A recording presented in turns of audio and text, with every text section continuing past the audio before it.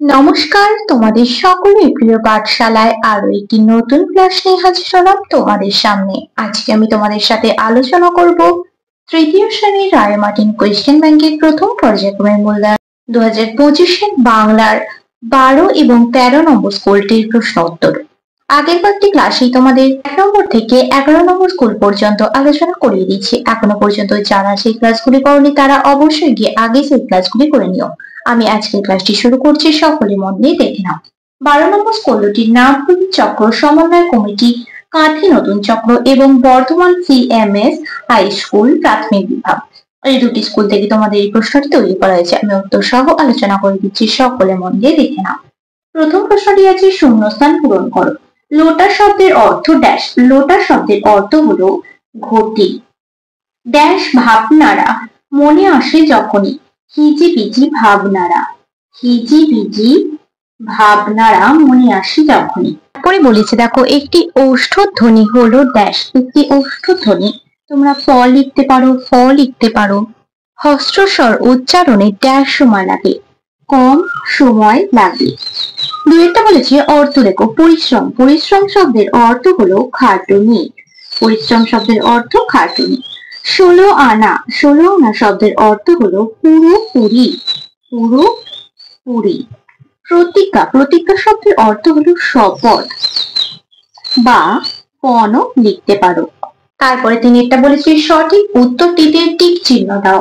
এখনো নাকি ফুলপরীরা নেমে আসে চাঁদে পৃথিবীতে না আকাশে পৃথিবীতে। শিশুটির সব ভাবনায় হিসেবি বেহিসেবি নজর কাড়া। বেহিসেবি।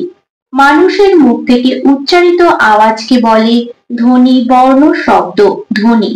ব্যঞ্জন ধ্বনি উচ্চারণের সময় জিভ মুখের ভিতরে বাধা পায়। বাধা পায় না, কোনটি নয়, বাধা পায়। কোন স্বরবর্ণটি কার চিহ্ন নেই? আ, রি না অ? অ। অ স্বরবর্ণটির কার চিহ্ন নেই। আ কার চিহ্ন আছে, রি কার চিহ্ন আছে, কিন্তু অ স্বরবর্ণটির কোনো কার চিহ্ন নেই। একটি দ্বিস্বরের উদাহরণ হলো এ ওই না দীর্ঘই? ওই। চারের প্রশ্নটি বলেছে বর্ণ বিশ্লেষণ করো। যে কোনো তিনটি আমি প্রত্যেকটাই লিখে দেখিয়ে দিচ্ছি। কারমাটার। এটা বর্ণ বিশ্লেষণ করে লিখলে কি কি হবে? কয়ে আঁকা আছে তাহলে ক যোগ আ হবে। তারপরে র আছে, র যোগ ময়ে আঁকা আছে ম যোগ আ হবে। চয়ে আঁকা আছে ট যোগ আ হবে। তারপর র, কারমাটার।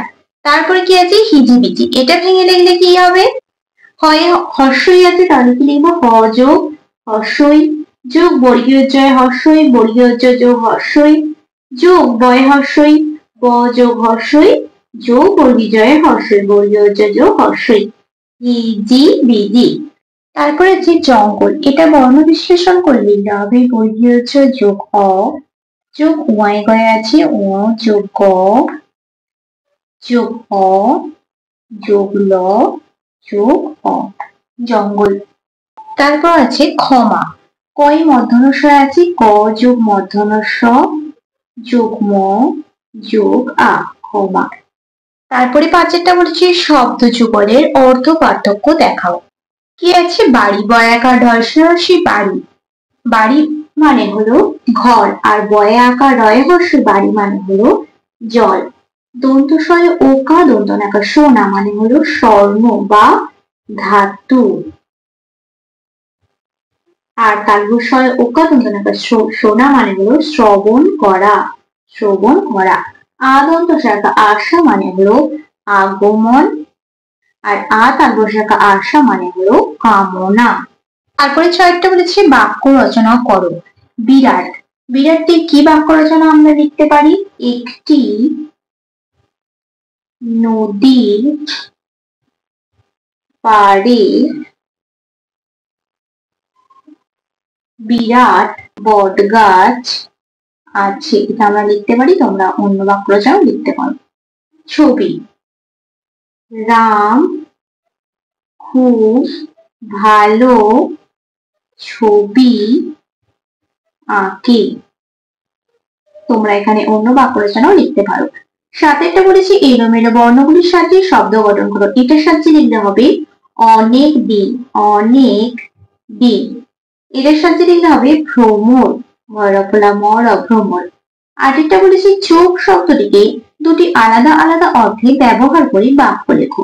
দেখো দুটি চোখ লেখা আছে কিন্তু এখানে আমাদের আলাদা আলাদা অর্থ লিখতে হবে।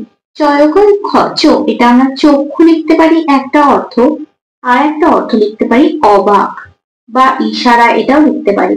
মূল্যবান বস্তু, এটাও লিখতে পারি। সামনাসামনি, এটাও লিখতে পারি। আলাদা আলাদা অর্থে ব্যবহার করতে বলেছি চোখ শব্দটিকে, এখানে আমি লিখলাম ইশারা। তোমাদের এর আগেও আমি একটি পৃষ্ঠাতে এটা পড়িয়ে দিয়েছিলাম। তাহলে এখানটা আমি বাক্য রচনাটা লিখে দিচ্ছি, মানুষের এক জোড়া চোখ আছে। তারপরে লিখলাম ইশারা, ওরা দুজন চোখে চোখে কথা বলে নিল, ওরা দুজন চোখে চোখে কথা বলে নিল। তারপরে নয়টা বলেছে নিচের প্রশ্নগুলির পূর্ণ বাক্যে উত্তর দাও। আমি এখানে এক কথায় লিখে দিচ্ছি, তোমরা যখন লিখবে পূর্ণ বাক্যে লিখবে। ঈশ্বরচন্দ্র বিদ্যাসাগরের প্রকৃত নাম কি? ঈশ্বরচন্দ্র শর্মা। ঈশ্বরচন্দ্র শর্মা।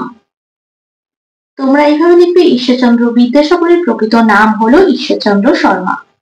তোমাদের পাঠ্য রবীন্দ্রনাথ ঠাকুরের রচিত একটি গানের লাইন লেখো। দেখো তোমাদের পাঠ্য বইয়ে রবীন্দ্রনাথ ঠাকুরের লেখা গান আজ ধানের খেতে, এই গানটির প্রথম একটি লাইন আমি তোমাদের বলে দিচ্ছি, তোমরা লিখে নেবে। আজ ধানের খেতে রৌদ্র ছায়ার লুকোচুরি খেলা রে ভাই লুকোচুরি খেলা, এই লাইনটা তোমরা লিখে নেবে। পরবর্তী পৃষ্ঠায় কি কি প্রশ্ন দেওয়া আছে দেখে নেওয়া যাক। যখন ফুলেরা এই পৃথিবীতে ছিল না তখন পৃথিবীর অবস্থা কেমন ছিল? অনেক অনেক কাল আগে যখন মানুষ জন্মায়নি তখন পৃথিবীতে ফুল ছিল না, মাটির উপর ছিল কেবল বড় বড় ঘাস আর পাতা গাছ। আলো এসে ফুলেদের খুঁজে খুঁজে যেত, বাতাস পাতা শুকে শুকে চলে যেত। বুড়ো চাষি কোন কথাটা তার ছেলেকে বলে যাননি? বুড়ো চাষি তার ছেলেকে এই কথাটি বলে যাননি যে চাষের জমির ঠিক কোন জায়গায় সোনা পোতা আছে। তাহলে আমি একটি বাক্যে লিখে দিচ্ছি, চাষের জমির ঠিক কোন জায়গায় সোনা পোতা আছে, এই কথাটি বুড়ো চাষি তার ছেলেকে বলে যাননি যে চাষের জমির ঠিক কোন জায়গায় সোনা পোতা আছে। বুড়ো চাষির সংসারে কে কে ছিল? বুড়ো চাষির সংসারে তার এক ছেলে আর ছেলের বউ ছিল। বুড়ো চাষির সংসারে তার এক ছেলে আর ছেলের বউ ছিল। দেখো তাহলে তোমাদের 12 নম্বর স্কুলটির প্রশ্নগুলি আলোচনা করে দিলাম। এবার 13 নম্বর স্কুলটির কি কি প্রশ্ন দেওয়া আছে দেখে নেওয়া যাক। 13 নম্বর স্কুল দুটির নাম হলো বিদ্যাসাগর বিদ্যাপীঠ প্রাথমিক বিদ্যালয় এবং লেডি কারমাইকেল প্রাথমিক বালিকা বিদ্যালয়। এই দুটি স্কুল থেকে তোমাদের এই প্রশ্নটি তৈরি করা হয়েছে, আমি উত্তর সহ আলোচনা করে দিচ্ছি, সকলে মন দিয়ে দেখে নাও। প্রথম প্রশ্নটি বলেছে, আমরা চাষ করি আনন্দে গানের রচয়িতার নাম সহ শেষ 4 লাইন মুখস্থ লেখো। দেখো আমরা চাষ করি আনন্দে কে লিখেছেন? রবীন্দ্রনাথ ঠাকুর। শেষ 4 লাইন তোমাদের লিখতে বলেছে। শেষ 4 লাইন তাহলে কোনটা?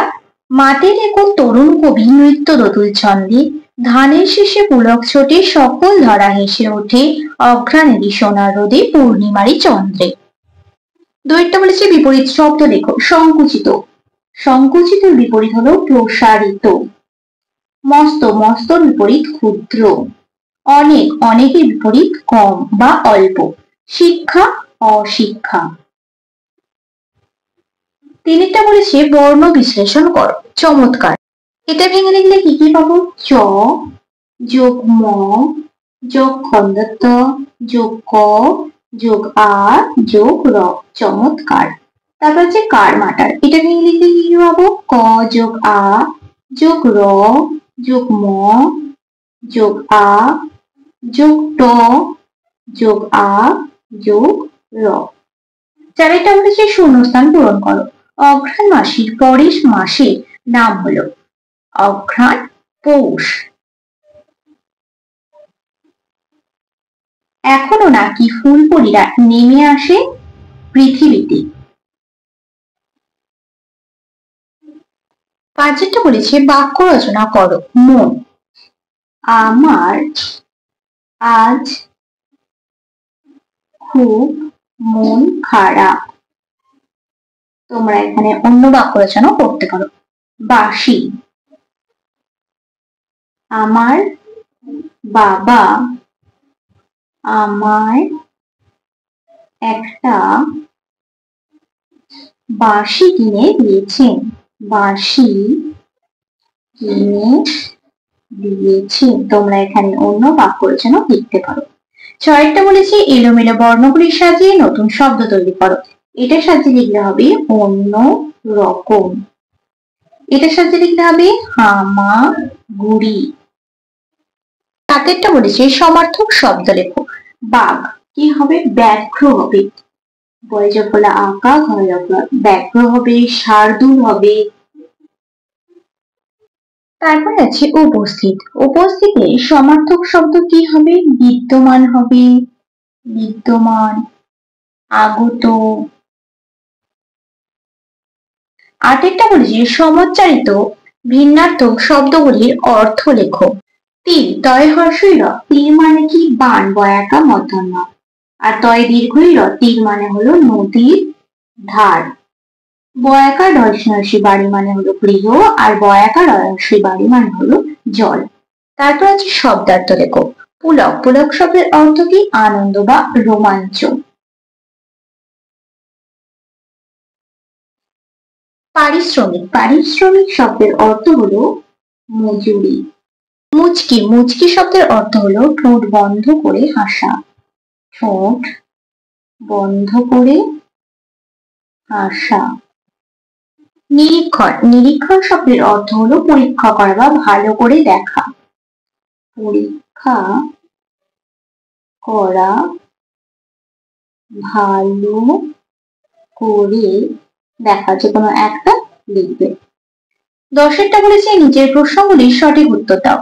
নিজের হাতে নিজের কাজ গল্পে ঈশ্বরচন্দ্র শর্মাকে আমরা কি নামে চিনি?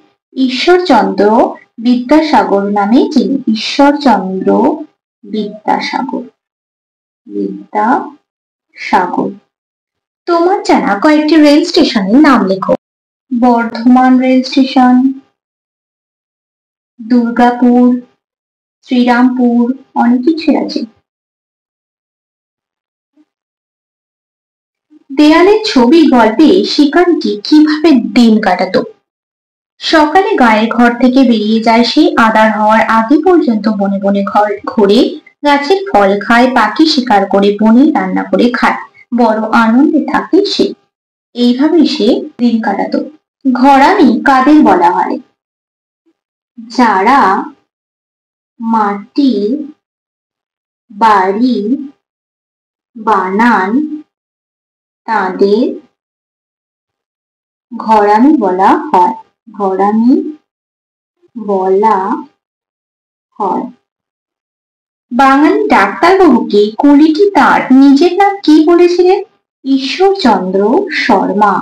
ঈশ্বরচন্দ্র শর্মা। অঘ্রাণ পুরো নাম কি? অগ্রহায়ণ। অগ্রহায়ণ। গভীর জঙ্গলে সারা রাত ফুলপুরীরা কি করত? ফুল বনে হাত ধরাধরি করে নাচত। ফুল বনে হাত ধরাধরি করে নাচত। দেখো তাহলে তোমাদের 13 নম্বর স্কুলটিও কমপ্লিট করে দিলাম। আজকের ক্লাসটি তাহলে আমি এখানে শেষ করছি। খুব তাড়াতাড়ি আরো একটি নতুন ক্লাস নিয়ে হাজির হবো তোমাদের সামনে। যদি তোমাদের আজকের ক্লাসটি ভালো লেগে থাকে তাহলে অবশ্যই লাইক করে দিও এবং বন্ধুদের সাথে শেয়ার করতে কিন্তু একদমই ভুলো না। আর যারা এখনো পর্যন্ত আমার চ্যানেলটিকে সাবস্ক্রাইব করেনি তারা অবশ্যই সাবস্ক্রাইব করে পাশে থাকা বেল আইকনটি প্রেস করে অল নোটিফিকেশন অন করে দিও, যাতে সকল ভিডিও আপলোড করার সাথে সাথে তোমাদের কাছে তার নোটিফিকেশন পৌঁছে যায়। সকলে সুস্থ থাকবে, স্বাভাবিক থাকবে। সকলকে অসংখ্য ধন্যবাদ জানাই।